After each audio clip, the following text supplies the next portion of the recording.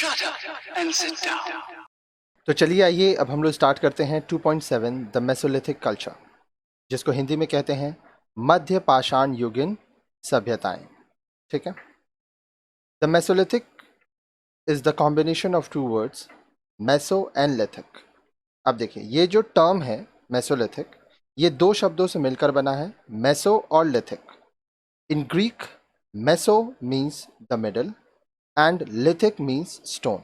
अब ये शब्द आया कहाँ से है? ये ग्रीक शब्द है, जहाँ पर मेसो का मतलब होता है मिडिल, मध्य, और लिथिक का मतलब होता है स्टोन, पत्थर।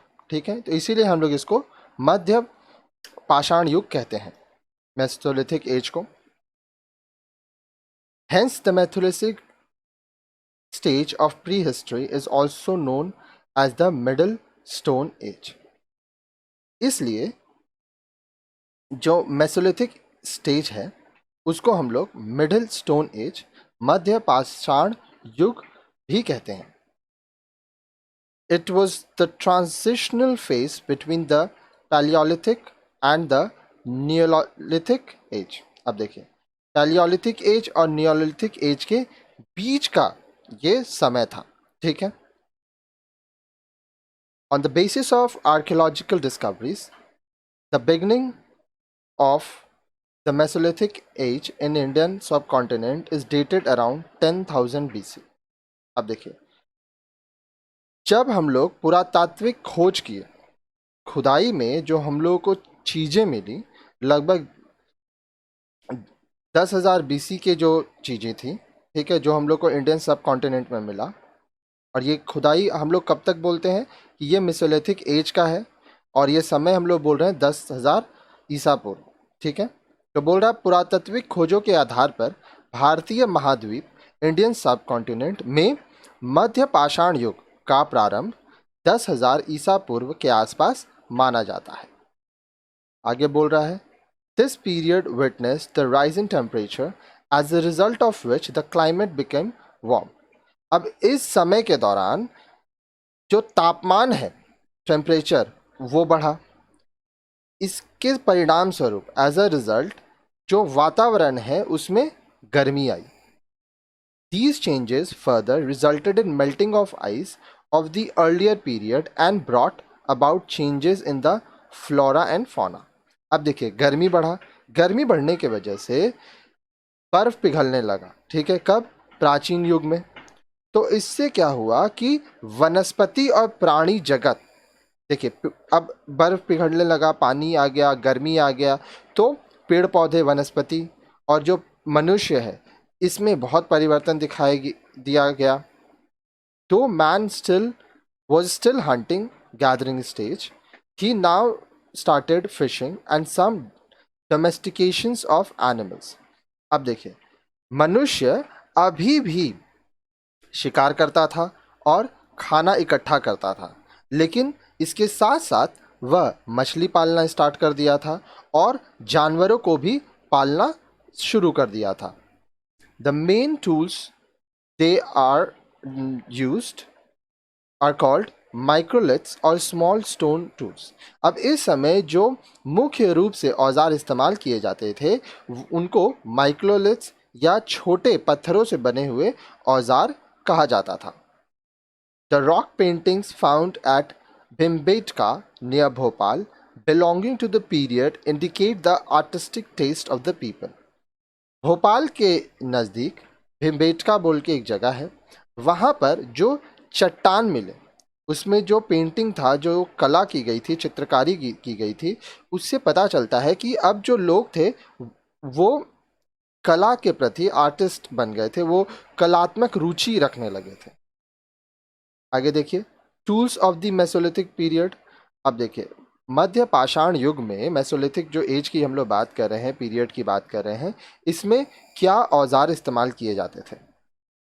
The microliths used during the Mesolithic period were very small in size, varying in length from 1 to 8 centimeters, and were largely made out of chipped or flaked pieces। अब देखिए मध्य पाषाण युग में जो औजार इस्तेमाल किए जाते थे वो बहुत छोटे पत्थरों के बने होते थे, बहुत छोटे साइज़ के होते थे, 1 से 8 सेंटीमीटर उसका साइज़ होता था। और ये कैसे बनाए जाते थे? ये चिप्ड और फ्लेक्ड पीसेस, छोटे छोटे आकार में इनको खपच्चियों और टुकड़ों से बनाया जाता था। अब हम लोग आगे फिगर 2.4 में देखेंगे क्या क्या टूल्स इस्तेमाल किया जाता था। Some of these tools have geometric forms such as triangles, lunates and trapeze. अब इसमें कुछ जो हम लोग को औजार मिले वो ज्योमेट्रिक फॉर्म के थे, ठीक है, ज्यामिति के रूप में थे, जैसे ट्रायंगल त्रिकोणीय रूप में, ल्यूनेट्स अर्धचंद्राकार थे, और ट्रपीज जिसको हिंदी में समल बंग माफ कीजिएगा समलन आकार कहते हैं, ठीक है। These tools could be tied or fixed in other objects to form arrow or spears. अब ये जो औजार थे इनसे तीर और भाले बनाए जाते थे, इनको बांधा जाता था और इस्तेमाल किया जाता था। आगे देखिए आगे क्या बोल रहा है। देखिए बोल रहा है geographical distribution of the mesolithic stage. अब मध्य पाषाण युग में जो भौगोलिक जियोग्राफिकल डिस्ट्रीब्यूशन है, भौगोलिक विभाजन है, उसके बारे में हम लोग देखेंगे कि इस युग में लोग कहाँ कहाँ पाए गए और कैसे वो रहते थे। The distribution of Mesolithic sites indicates that the Mesolithic culture covered almost the entire India from north to south and east to west. जब हम लोग मध्य पाषाण युग के बारे में बात कर रहे हैं तो हम लोग देखते हैं कि जो साइट्स है उसका जो विभाजन हुआ उसमें ये पाया जाता है कि मेसोलिथिक कल्चर जो है वो लगभग पूरे भारत में था, उत्तर से दक्षिण तक, पूरब से पश्चिम तक। Most sites of this culture are Langhnaj district, Mehsana in Gujarat, Bhimbetka near Bhopal in Madhya Pradesh, Chopani Mando near Allahabad in Belan valley in Uttar Pradesh, Birbhanpur district Burdwan in West Bengal. उसके बाद Sanganakallu district Bellary in Karnataka and Tuticorin in southern southern Tamil Nadu. तो ये कुछ जगह है जहाँ पर हम लोग को मेसोलिथिक कल्चर के बारे में बहुत जानकारी मिले। तो इसके जो महत्वपूर्ण जो साइट्स थे इस सभ्यता के, मेसोलिथिक कल्चर के, वो कहाँ कहाँ थे? वो पाए जाते हैं गुजरात में आपका लंगनाज है जो कि मेहसाना डिस्ट्रिक्ट पे है, ठीक है। उसके बाद मध्य प्रदेश में भीमबेटका जो कि भोपाल के बगल में है। साथ ही साथ उत्तर प्रदेश में चौपानी मंडो जो कि इलाहाबाद के पास बेलन घाटी के पास है। तो आप देख पा रहे हैं कि काफ़ी बड़ा क्षेत्र है। साथ ही साथ पश्चिम बंगाल में, वेस्ट बंगाल, इसमें बिरहनपुर जिसको अभी बर्दवान में है ये। फिर आप बात करेंगे कर्नाटका, तो इसमें संगनाकल्लू जो कि बेलारी डिस्ट्रिक्ट में है। फिर तमिलनाडु, सदर्न तमिलनाडु, दक्षिणी तमिलनाडु में ट्यूटिकोरिन में मेसोलिथिक कल्चर पाया गया। अब यहाँ पे आप देख पा रहे हैं कि किस तरह के औजार होते थे। देखिए ये आपका अलग अलग यहाँ पे औजार है, तो मैं आपको एक एक करके बताता हूँ। देखिए ये क्या है, ये ट्रायंगल के शेप में, ठीक है, ये ट्रैपीज। उसके बाद ये देखिए ब्लैक ब्लेड्स है ये, ठीक है। फिर ये आपका ल्यूनेट्स। उसके बाद अब आइए और नीचे देखिए क्या क्या है। ये है आपका ट्रांसवर्स एरोहेड, ठीक है, जो कि तीर कमान के लिए इस्तेमाल होता था। सेरेटेड ब्लेडलेट, फिर इसको ऑल कहा जाता था, सुआ। फिर ये ट्रंकेटेड ब्लेडलेट, ठीक है। उसके बाद ये ब्लेडलेट विथ मार्जिनल रीटच। अब देखिए इसको और ज़्यादा यहाँ पे शार्प बनाया गया है। Convex side scraper. फिर देखिए यहाँ पे ब्लेडलेट है ये, फिर एंड स्क्रैपर है ये।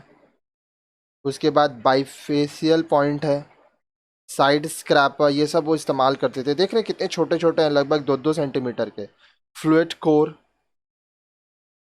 उसके बाद ये थोड़ा बड़ा है, इसको कहते हैं sickle made by mounting microlith plate in the wooden shaft. देखिए यहाँ पे इस एरिया में आप देख पा रहे होंगे ब्लेड्स लगाया गया है। फिर यह कर्व्ड सिकल विथ हाफ्टेड माइक्रोलिथ्स। अब देखिए ये थोड़ा कर्व था, यहाँ पे ब्लेड्स है। उसके बाद हार्पन माउंटेड विथ ट्रायंगल्स, ठीक है, हार्पन बनाया गया, एक ट्रायंगल के रूप में यहाँ पे ब्लेड्स लगाया गया। तो इस तरह के जो औजार हैं वहाँ के लोग उस समय इस्तेमाल करते थे, ठीक है। आगे देखिए, आगे बोल रहा है सबसिस्टेंस पैटर्न। अब जो लोग हैं वो किस तरह से अपने जीवन को जीते थे, क्या खाते थे, कैसे रहते थे।